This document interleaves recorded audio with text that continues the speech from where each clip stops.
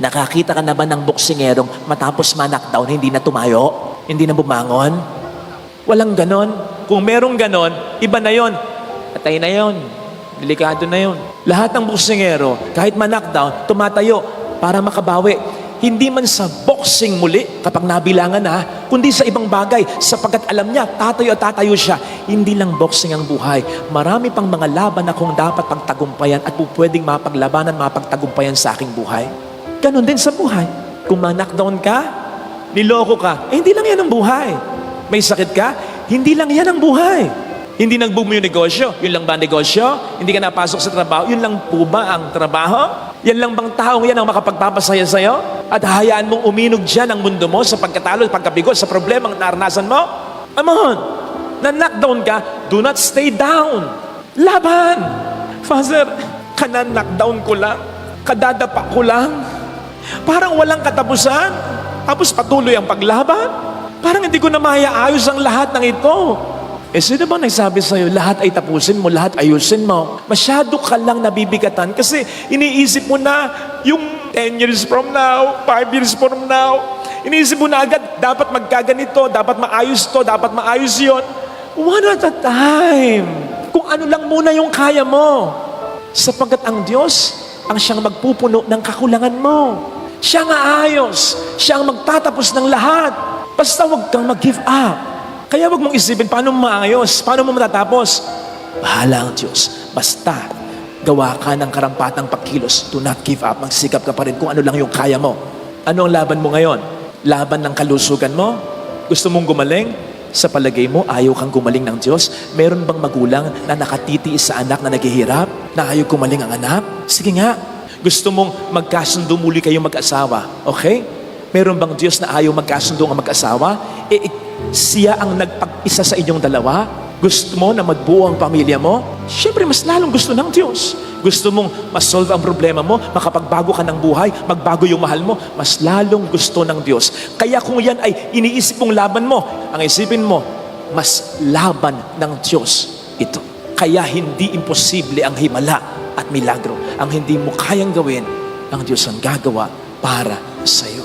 Do not give up. Para may mangyari pa ring milagro, may himala pa ring maganap. Walang mangyayari kung lahat kayo mag-give up. Dapat may lumaban. Huwag mong kalituhan yung pagkapagod mo at huwag mong isipin na wala ng pag-asa mo. Habang may buhay, may pag-asa, buhay ka pa, may pag-asa ka pa, napapagod ka lang. Sapagkat yun ang ginagawa sa'yo ng demonyo eh. The devil knows he cannot take you out. Hindi ka niya kayang patayin. Bakit? Hindi naman siya nagbigay ng buhay mo eh. Unless isuko mo ang buhay mo sa kanya. The devil knows very well he cannot take you out. Kaya ang ginagawa niya, he is wearing you out. Pinapagod ka niya. Para mawalan ka ng pag-asa. Ano ang sabi ng Panginoon? For those who are tired and weary, come to me. I will give you rest. Alam ng Panginoon mapapagod ka. Alam niya. Kaya yung demonyo, inuunahan na niya. Pag napagod ka, huwag kang lalapit sa demonyo. Mas lalo kang mawawala ng pag-asa, diskarte sa buhay. Lumapit ka sa akin. Bibigyan kita ng kapahinga sapagkat maginhawang dalhin ang aking pasanin. Father, teka. Sabi mo, bibigyan niya ako ng pahinga. Bakit bibigyan niya pa rin ako ng pasanin? Ganito. Ang pasaning ibibigay niya ay mas kaya mo sapagkat kasama na siya sa pagbubuhat nito.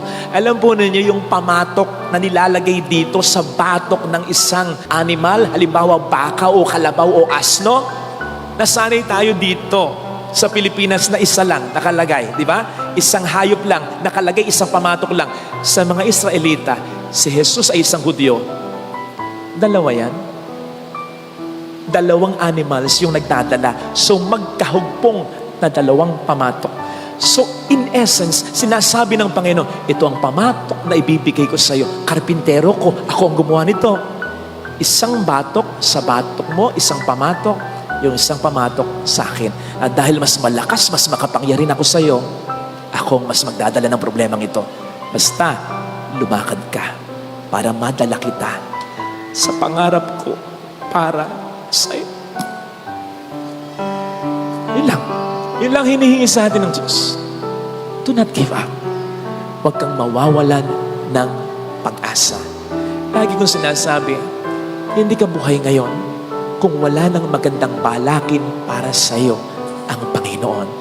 Lalong-lalo na when it concerns your family. Sa mga nagpapapray over, magka-asawa pa kahit may edad na. Sa mga nagpapapray over na magkapera. Sa mga nagpapapray over na sana matanggap sa ganitong gustong trabaho, mag-boom yung negosyo. Medyo hindi pa ako sigurado eh. Kaya yun ang sinasabi ko, matupad nawa ng Diyos ang maganda niyang pangarap para sa iyo. Hindi ko sigurado na yung pangarap mong negosyo, pangarap mong trabaho, kung yan din ang pangarap niya para sa iyo. Pero isang bagay ang sigurado ko, pagdating sa pamilya, pagdating sa pagbabago, pagdating sa pagbabago ng mahal mo, pagdating sa pagkakasundo ng mga anak mo, pagdating sa pagnanais mong maiayos ang pamilya mo, yun, sigurado ako, pangarap niya yun para sa iyo. Eh di ba, yan ang pangarap natin lahat. Di naman ng mga material na bagay kundi ang maayos na pamilya at mga mahal sa buhay. Darating at darating tayo sa mga problema concerning our family. Pag dumating yan, isipin mo yung sermon na ito, ha? Kasama mo ang Diyos na nangangarap na iayos ang problema na yan. Basahin po ninyo yung sinasabi sa Psalm 23 verse 5. At maliwanag ang sasabihin doon. In front of my enemies, in the presence of my enemies, the Lord will prepare a table for me. Ipaghahanda ako ng Diyos. Yan ay simbolo ng tagumpay sa harap ng aking mga kaaway. Di po ba? Kung meron mang napakasarap na tagumpay, ay yan ay sa harap ng mga tao na sa'yo'y umaaway o ng mga problema mo sa buhay. Wala nang masasarap ang tagumpay kung sa kabila ng lahat ng nangyayari sa'yo, sa tulong ng Panginoon ay napagtagumpayan mo ito. Take note, hindi sinasabi ng Salmo, kinakailangan mo nang wala ang kaaway. Kinakailangan mo nang walang problema sa buhay. And then God will prepare a table for us. No! Yes, may blessing kapag walang problema. Blessing yan. Pero wag natin kakalimutan that even in the midst of sufferings and problems, God can still and will still even more bless us. Sa katunayan, doon niya mas naipaparamdam ang kanyang kapangyarihan, ang kanyang pagmamahal, when everything is not okay in our life. Kapatid, hindi mo kinakailangang i-edit ang buhay mo. Hindi mo kinakailangang sabihin sa sarili mo, wala akong problema, kung sa totoo lang, ang dami talaga. Hindi mo kinakailangan sabihin sa sarili mo, masaya ako, kung sa totoo lang, nalulungkot ka at nanghihina ka na. Pero, kung si Kristo talaga ay nasa buhay mo at ang buhay mo ay nasa mga kamay ni Kristo, kapatid, sa kabila ng lahat ng ito, pwede mo pa rin ma-feel, you'll emerge victorious at panalo sa kabila ng lahat ng ito. Maayos din ito, malalampasan ko rin ito. Iba ang pag-asa ng tao na nasa mga kamay ni Kristo. Kagabi nga po, nung magpe-prepare ako para sa humilyang ito, nakita ko yung isang caption na may picture sa FB. Isang lalaki na may hawak ng rosaryo. Ang sabi ng caption, sino mang may hawak nito, siguradong panalo, walang talo. Maganda, pero kulang palagay ko. Kasi di ba may mga pagkakataong rosaryo ka ng rosaryo, simba ka ng simba, tapos darating na yung mga problema, feeling mo very down ka. Kaya nga susumbatan mo pa ang Diyos. Nagro-rosaryo naman ako, nagsisimba naman ako, bakit ganito? Kaya kulang yung mga ginagawa natin sa relihiyon. Kung hindi ito hahantong sa isang malalim na relasyon sa Panginoon. Tama na maghawak ng rosaryo, pero dapat mag-lead ito sa paghawak sa buhay natin ng ating Panginoong Jesucristo. Doon mas mararamdaman mo, sa kabila ng mga problema, malaki ang pag-asa. Mayorya ka, mananalo at mananalo ka. Kaya mga kapatid, isa ring dahilan kung bakit nakalambong ang mga imahe ay upang sabihin sa atin, hindi naman mahalaga kung minsan yung pagtingin natin sa Diyos. Ang mahalaga kung paano tayo tinitingnan ng Diyos. You are valuable. You are the apple of the eyes of God. Mahal ka niya. Yun ang challenge. Hindi lang yung ipakita natin sa Panginoon na mahal natin siya. kundi yung maniwala ka talaga. Maramdaman mo talaga, makakumbinsi ka talaga na mahal ka niya. Yun ang mas magpapatatag sa atin sa gitna ng problema. Hindi yung pagmamahal natin sa Diyos, kundi yung pagmamahal sa atin ng Diyos. Kahit na may problema ka ngayon, at kahit na walang kasiguraduhan, bukas makalawa, solve na ba yung problema? Magkakasundo na ba ang pamilya? Magbabago na ba ang anak? O ang irresponsableng asawa? Magkakaanak na nga ba? Matutupad na nga ba ang hinihiling mo sa kanya? Walang kasiguraduhan yon. Kapatid, kahit na may problema ka, ilalagay mo yon. Hindi ka tulad ng iba na nagsasabing, saka lang ako magsisimba kapag wala na akong problema. Hindi ka rin nakikinig sa iba na nagsasabing, ba't ka nagsisimba? May nangyayari ba sa buhay mo?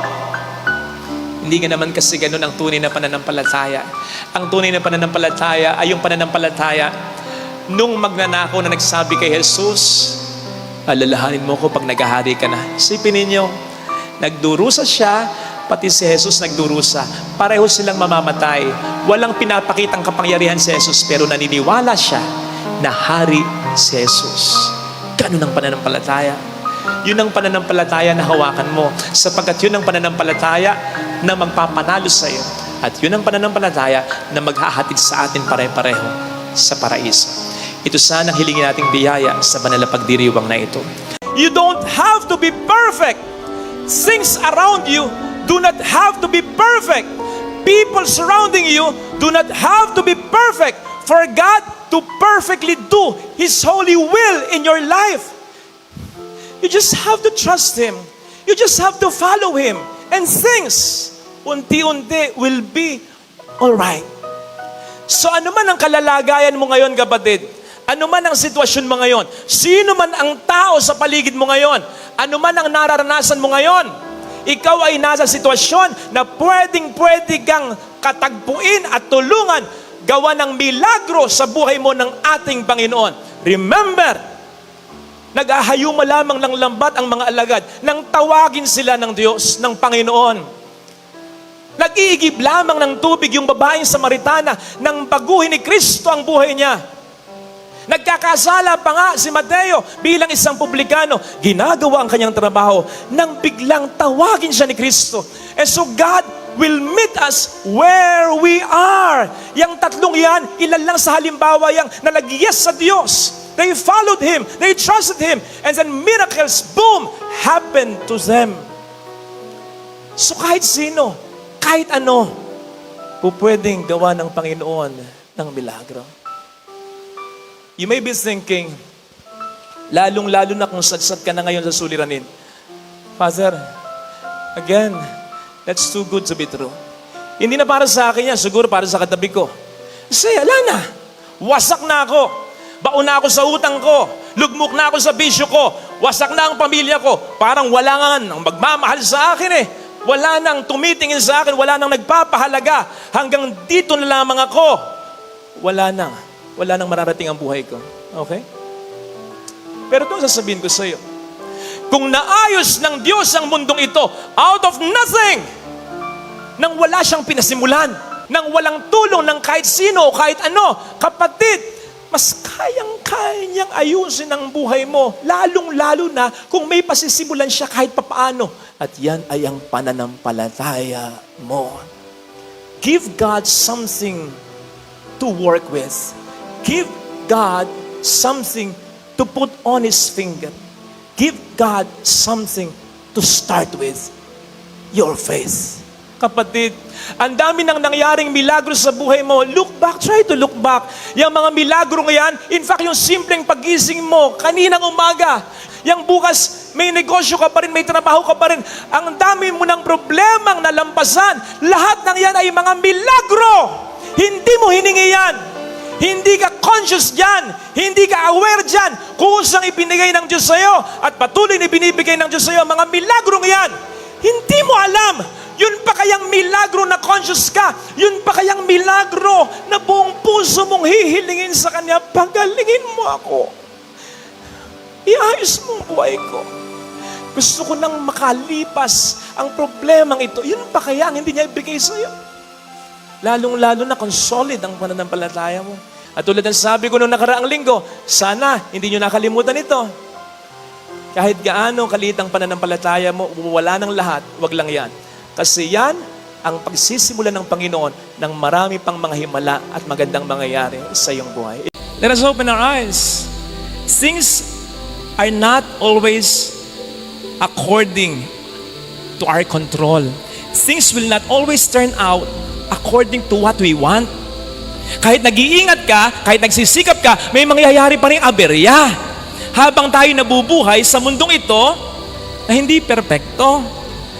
Pero nandun yung thrill na dahil magpapakabuting tao ako, alam ko na kahit pangit pa, may pangit pang mangyari sa buhay ko, pwedeng gamitin ito ni Lord upang magdulot din ng kabutihan sa buhay ko.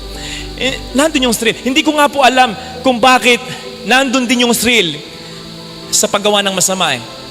Ito nga daw ang nagiging dahilan kung bakit ang tao nasasadlak sa masama. Kasi nandun yung thrill Nandun yung thrill sa pangangalo niya. Nandun yung thrill sa pagnanakaw. Nandun yung thrill sa hindi pagsasabi ng totoo. Nasaan yung thrill doon? Yung thrill na hindi ka nahuli? Come on! Nandun lang yung thrill habang hindi ka nahuli. Pero tandaan mo, ang anumang pangit na ginagawa mo, pangit din ang kahinat na nito. Kaya yung thrill ay binibigay sa iyo ng demonyo, panluloko lamang yon upang mas lalo kang malugmok sa pagkakasala mo. So wake up! Ang tunay na thrill ay yung pananatili at laging paggawa ng mabuti. Yung thrill na anuman ang mangyari sa buhay ko, I know that I am safe. I know I will be okay sapagkat God will be with me along the way and He will handle me with so much love and care. Hindi natin alam ang mangyayari sa kinabukasan, pero ibigay natin ang ating buhay sa Diyos na po pwedeng kontrolin ng lahat para sa ating kabutihan. Ang payo ko, let us replace yung takot natin with thrill and excitement. Let us be more thrilled, more excited than frightened. Paano mangyayari yan? We commit ourselves to God. Lord, magpapakabuti na po talaga ako. Pipilitin talagang yung mabuti na. Yung mga masama na nagagawa ko, hindi ko na talaga gagawin. Mas magiging caring, mas magiging loving ako, mas magiging thoughtful ako, mas magiging helpful ako. I'll stay away from those people and from those things na alam kong nagkakasala ako. Talagang pipilitin ko. Magpapakabuting tao na ako. Mananatili na ako sa mabuti. Ibibigay ko na sa iyo ng buong buo ang aking sarili. Yun. Kapag ganon ang commitment natin and we really mean it, we will really do it, magkaroon naman tayo ng takot, konti na lang yan. Konti na lang. Sapagkat mapapalitan niya ng kumpiyansa ang Diyos ang bahala sa buhay ko. Every day, kung yan ang gagawin natin, our mantra will be, ako'y magpapakabuti. Ang Diyos na ang bahala sa kung ano ang pwedeng mangyari. Yun naman talaga ang dapat nating maging attitude I will do my part, I will do my best, and God will take care of the rest. Ako'y magpapakabuti. I'll trust in God. That is our responsibility. Now, as regards the outcome kung ano pwedeng mangyayari, that is already God's responsibility. Na alam naman natin, will always turn out mabuti sa huli.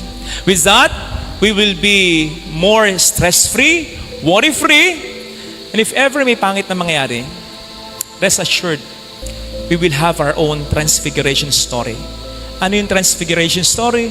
Yung story ng buhay natin na nagpakabuti, nagsikap, yes, nasaktan, yes, nahirapan, pero naging matagumpay sa huli. Ito sana ang hilingin nating biyaya sa misang ito. Amen. Ilalagay ka ng Panginoon sa sitwasyon kung saan mas lalo ka pa niyang ibe-bless.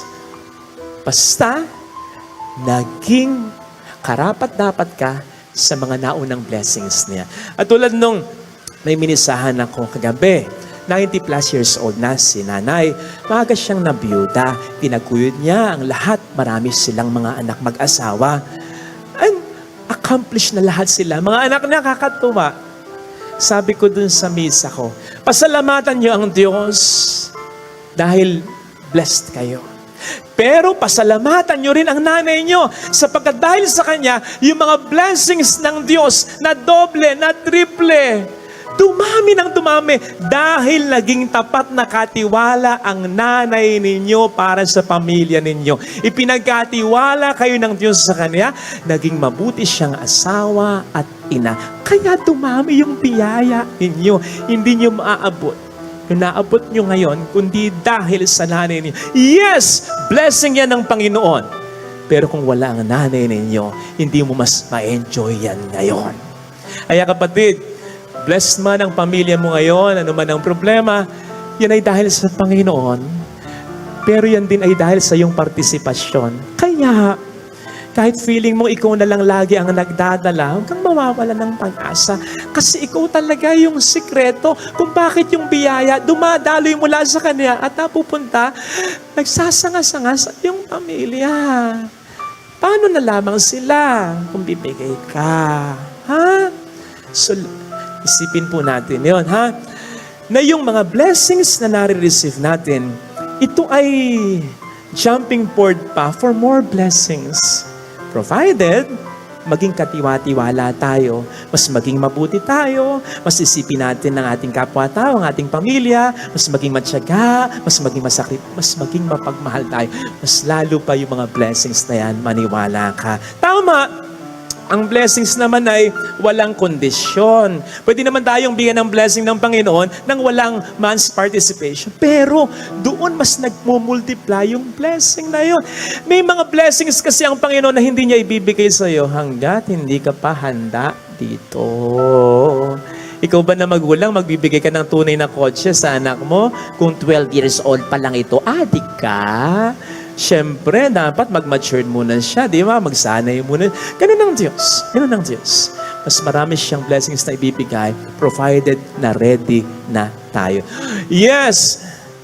I know this somehow sounds not so great. Halimbawa, sa mga taong ready na, sa mga biyaya na hinihiling nila, pero hanggang ngayon hindi pa rin nila makuha. Halimbawa, yung biyaya ng anak. Lord, tagal na po namin walang anak.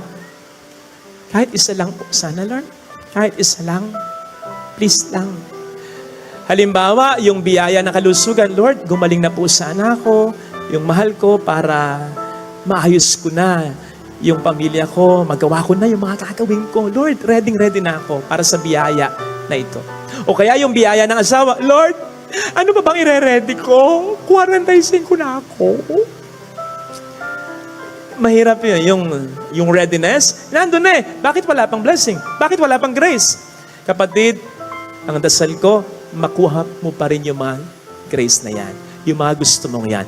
Pero hindi man, tandaan mo, ang mga blessings ay hindi lang mga yan. Tandaan mo, ang Diyos din ay madiskarte, maparaan sa mga blessings na sa atin ay Kanyang inilalaan.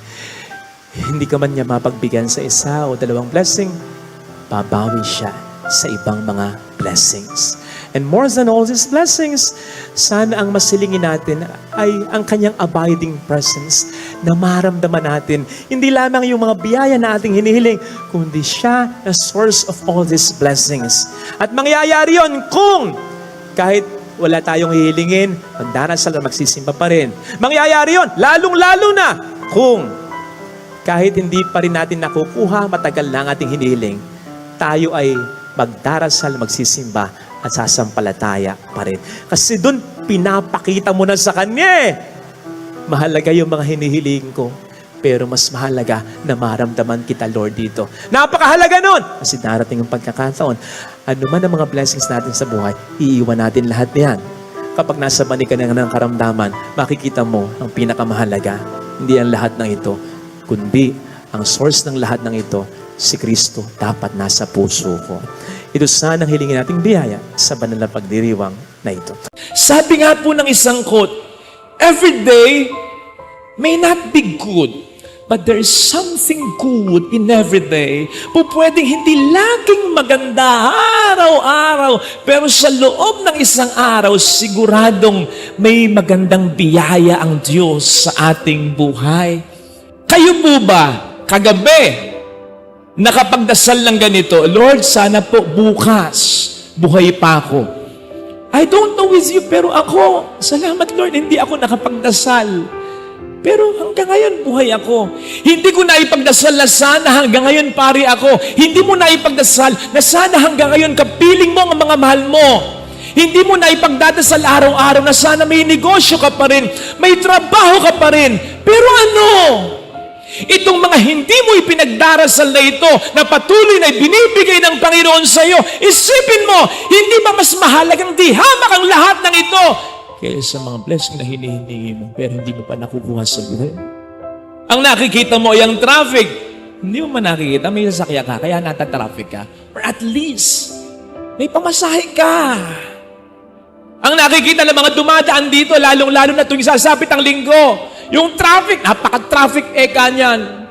Dami eka kasi nagsisimba dyan. Buisit na yan. Kaya makikita mo, bubusina yung mga sasakyan. Parang mga nagmumura sa busina. Ang hindi nila nakikita, hindi mo nakikita. Nakatutulong yung lugar na ito para ma-inspire ang maraming tao. And for all you know, kaming mga dito nagsisimba ay nagdarasal hindi lang para sa amin, kundi para sa buong bayan. Kasama ka na hindi nagsisimba. Ang nakikita mo ay yung ang dami mong labahin. Yan, dami na namang labahin. Tambak na naman. Okay. Pero sana makita mo rin, kaya ka maraming labahin, buo ang pamilya mo. Buhay silang lahat. Wala pang nawawala at least naliligo sila. Gusto mo ba? Hindi na. Mag-amihimagsikan na. Nakikita mo ang daming hugasin, okay. Pero pwede ka naman tulungan kahit pa paano ng iba. Dapat ang mas makita mo, may inihahain kang pagkain. Hindi ka nagdidildil sa asin. Tama, nakikita mo na, gulong-gulo na naman. Ang daming mga laruan, ang daming mga gamit ng bata. Nakawiwindang yan talaga. Pero sana makita mo rin, ching, di ba may mga kakilala ka? Ako may mga kakilala ako hanggang ngayon pinagdarasal ko na magkaanak na. Kasi yung mga binili nilang gamit para sa mga anak sana nila, yung mga binili nilang laruan, pinagmamasdan na lamang nila, hindi magulo kasi wala silang anak kahit isa. Kagabi meron akong kausap. May sakit siya, stage 4 cancer. Malamang nanonood siya. I love you po, ate. Ang gustong-gusto kong sinabi niya, Father, nakahanda na naman ako. At kahit minsan, hindi ko kinuwestiyon ng Diyos kung bakit ganito ang sakit ko. Hindi ko siya kinuwestiyon. Bakit ako? Sa loob-loob ko, ano gusto mo ako? Pero hindi niya sinabi yun. Hindi nga niya kinukwestiyon ng Panginoon. Ang sabi ko sa kanya, ate, yan palang malaki ng biyaya. Akala mo lang ikaw yung sumasampalataya sa Kanya. Akala mo lang ikaw yung nakakapit sa Kanya. Ang hindi mo alam, siyang nakakapit sa iyo. Hawak-hawak ka niya na para pang sinasabi niya sa iyo, huwag kang magtatampo ha. May mga mas maganda pa akong plano para sa iyo. Kapit lang, balang araw maintindihan mo. Blessing you! Blessing you! Sapagkat ang pinakamatindi na po pwedeng mangyari sa atin ay hindi yung magkasakit tayo, hindi yung mamatay tayo, kundi yung magtampo tayo at malayo tayo sa Panginoon. Yun! Ang pinakamatindi na po pwedeng mangyari sa atin. At tandaan natin ang blessing na po pwedeng mangyari sa atin. Ang pinakamaganda ay yung maramdaman mo habang ikay nabubuhay dito sa mundo. Ano man ang mangyari sa buhay mo, ang Diyos ay kasama mo. Hindi naman niya ipinangako talaga na mawawala ang lahat ng ating mga problema. Ang ipinangako niya, ikaw ay sasamahan ko. Kaya't kapag yan ay nararamdaman mo, yun ang blessing sa buhay mo. Hindi yung wala kang problema, kundi yung kahit wala kang problema o may problema ka, ramdam mo, kasama mo siya. And ultimately, ang pinakamahalagang blessing ay yung tayo ay kanyang makasama. Kaya kung ano man yung hinihiling mo na makakaapekto sa layunin niya, na ikaw ay makasama niya sa langit, kung yun ay makapagpapalayo sa iyo sa Kanya, hindi niya ibibigay yun. In the same vein of thought, na kahit yung problema na alam niya na kapag nangyari sa buhay mo ay mas mapapalapit ka sa Kanya, i-allow niya. Kasi more than the blessing and even, lalo na, more than the suffering, ultimately, ang gusto ng Diyos, ikaw ay Kanyang makapiling. Pagpunta natin ng langit, lahat ng yan ay maintindihan natin. Pagpunta natin ng langit at sabihin natin, ay, tama, sulit. Ay, dapat pala dati na ako namatay eh. Totoo. Ang sinasabi sa atin ng Panginoon sa ating first reading, ano man ang blessing na ibinigay ko noon sa pamamagitan ni Aaron, ibibigay ko sa iyo ngayon. Ano ang sabi niya? I will bless you and keep you. Pero parang sinasabi sa atin ng Panginoon, like Mary, also keep me sa puso mo. Yung alaala ng mga blessings ko, lagi mong isipin sa puso at buhay mo. Napanood ko eksena, Superman series o kaya pelikula. May nagliliyab na building, hanggang tupok na tupok. Merong isang lalaki na kinakailangan iligtas. Si Superman, bilis. Kinuha niya yung lalaki, nilipad niya. He flew him out of the burning building. Yay! Ligtas na. Kaya lang ang Superman, hindi nagtigil sa kakalipad. Lipad ng lipad. Hanggang sa outer space na. Kaya makikita mo yung eksena nung iniligtas yung lalaki from the burning building, masaya. Ay, salamat.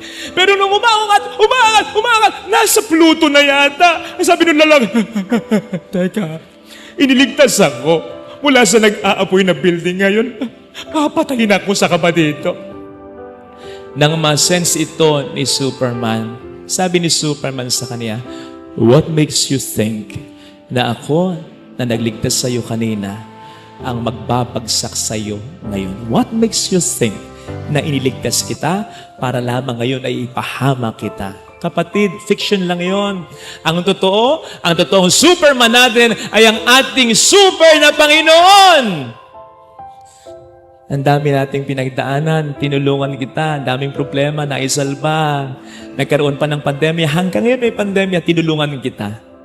What makes you think na sinamahan kita hanggang ngayon, iiwan kita, magdating ng, no, hindi ako ganon. Hindi ganon ang Panginoon. Yun sana mga kapatid ang ating makita, ha?